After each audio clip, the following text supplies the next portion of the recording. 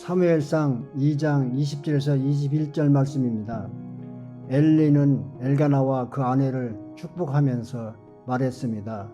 기도로 얻은 아이를 여호와께 바쳤으니 여호와께서 이 아이를 대신할 자식을 주시기를 빕니다. 그들은 이렇게 기도를 받고 집으로 돌아갔습니다. 여호와께서 한나에게 은혜를 베풀어 주셔서 한나가 임신을 했습니다. 그래서 세 아들과 두 딸을 낳게 되었고 어린 사무엘도 여호와 앞에서 잘 자랐습니다. 아멘. 우리의 신앙생활을 자세히 살펴보면 그 원리는 생각보다 복잡하지 않습니다. 오히려 매우 단순합니다. 가장 중요한 원리는 이것입니다. 우리가 하나님을 잊지 않고 기억하기만 하면 하나님은 우리의 삶을 끝까지 책임지신다는 원리예요. 물론 하나님께서 먼저 우리의 삶에 찾아오셔서 길을 여시는 경우도 있습니다. 하나님은 우리보다 앞서 일하시는 분이시기 때문입니다. 그러나 일반적으로 하나님은 우리의 신앙 고백을 들으시고 그 고백에 응답하시는 분이세요. 우리가 하나님 앞에서 온전하게 신앙 고백을 하게 될 때 하나님은 우리의 신앙 고백에 대한 응답으로 구원의 은혜를 우리 삶에 베풀어 주시는 거예요. 이처럼 신앙생활의 원리는 간단합니다. 그런데 우리는 이 과정 속에서 많은 혼란을 경험해요. 이유는 한 가지입니다. 하나님을 향한 우리의 신앙 고백이 하나님의 기준이 아니라 우리의 기준에서 출발하기 때문에 그렇습니다. 사람은 자신의 생각이 옳다고 여기기 쉽습니다. 그래서 스스로 옳다고 판단한 내용을 하나님께 신앙 고백이라고 고백합니다. 그러나 그 고백이 하나님의 뜻과 다를 때가 있죠. 그때 하나님은 우리가 기대한 방식으로 응답하지 않으세요.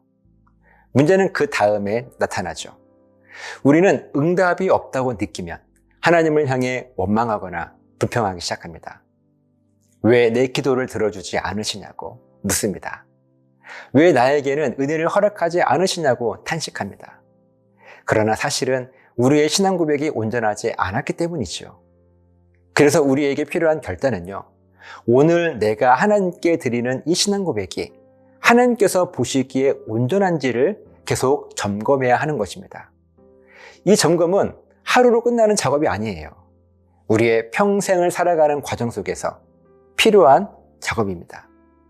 신앙생활이란 바로 이 점검을 반복하며 살아가는 삶을 이야기하는 것입니다. 21절 말씀을 보면 하나님께서 한나에게 은혜를 베풀어 주셨습니다. 그 결과 한나는 임신을 하게 됩니다. 이전까지는 한나는 자녀가 없어서 깊은 고통을 겪었습니다. 마음의 상처와 수치를 경험하며 살아왔습니다. 그러나 하나님께서 한나에게 은혜를 베푸셨고 이제는 상황이 달라졌습니다. 한나는 세 아들과 두 딸을 더 낳게 됩니다. 하나님께 드려졌던 어린 사무엘도 여호와 앞에서 잘 자라게 됩니다. 한 사람의 가정에 하나님의 구원이 실제로 나타난 것입니다. 그렇다면 한나는 어떻게 이런 은혜를 경험하게 되었을까요?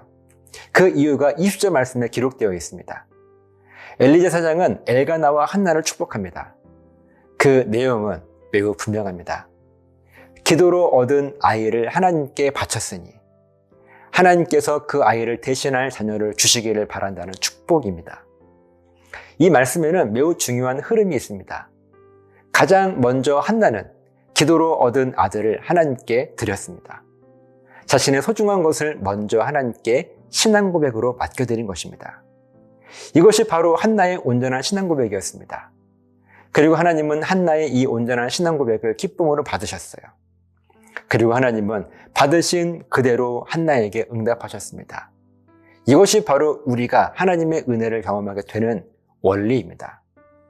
우리가 먼저 하나님을 향하여 온전하게 신앙 고백을 하면 하나님은 그 고백에 반드시 응답하십니다.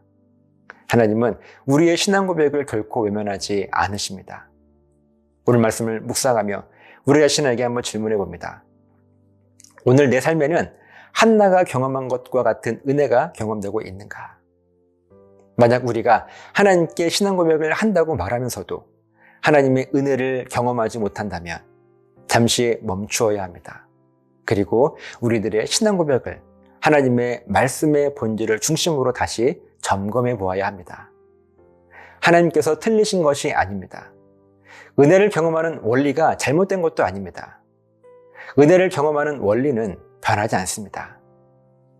하나님을 향한 우리의 신앙 고백이 문제일 수 있습니다. 한나는 하나님께 드린 신앙 고백을 통해 은혜를 경험했습니다. 그 은혜는 한 가정의 역사를 바꾸었습니다. 그리고 하나님은 그 가정에서 사무엘이라고 하는 믿음의 사람을 세우셨습니다. 우리의 삶에도 같은 일이 일어날 수 있어요. 하나님을 향한 온전한 신앙 고백이 시작될 때 하나님의 은혜는 반드시 내 삶에 경험될 것입니다. 이 믿음의 원리를 깊이 깨닫게 되시는 저와 여러분 되시기를 예수님의 이름으로 간절하게 부탁을 드립니다. 기도하시겠습니다. 살아계신 아버지 하나님, 감사합니다. 하나님의 귀한 은혜가 날마다 우리들의 삶에 충만하게 이끌어 주시고, 하나님, 한나와 같이 오늘 우리들의 삶에도 하나님의 은혜를 경험하는 이 은혜의 원리를 깊이 깨달아 우리들이 먼저 하나님 앞에 온전하게 신앙 고백하게 하시고, 그 응답으로 충만한 하나님의 은혜를 경험할 수 있는 우리 모두가 되게 하여 주셔서 감사드리며 예수님의 이름으로 기도합니다. 아멘.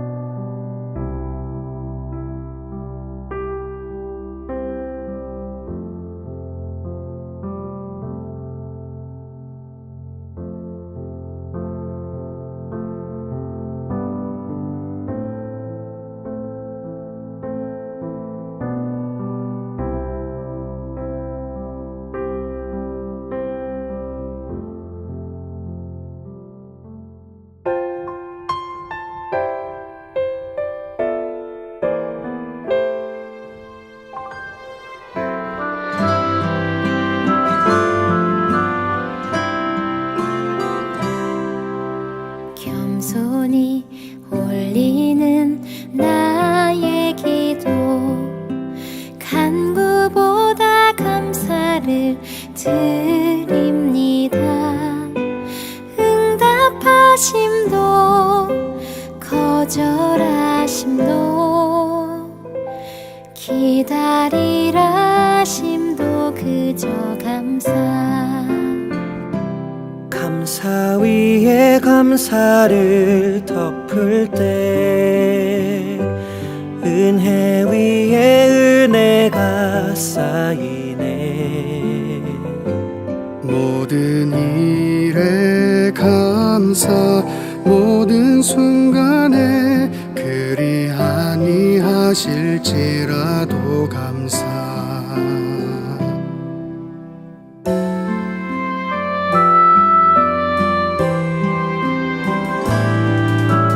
겸손히 올리는 나의 기도, 간구보다 감사를 드립니다. 응답하심도 거절하심도 기다리라 하심도 그저 감사. 간절히 올리는 나의 기도, 간구보다 감사를 드립니다. 기쁜 날에도 고통 중에도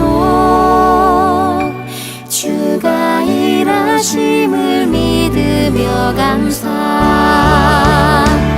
감사 위에 감사를 덮을 때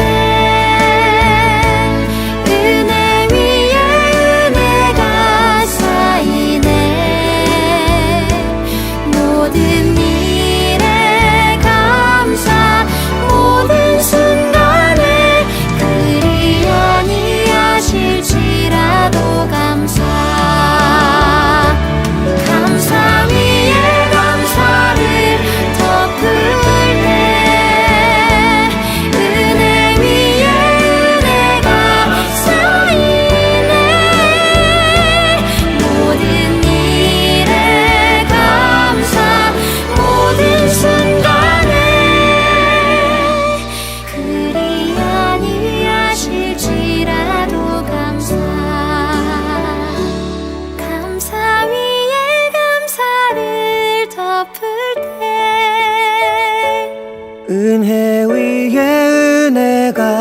쌓이네.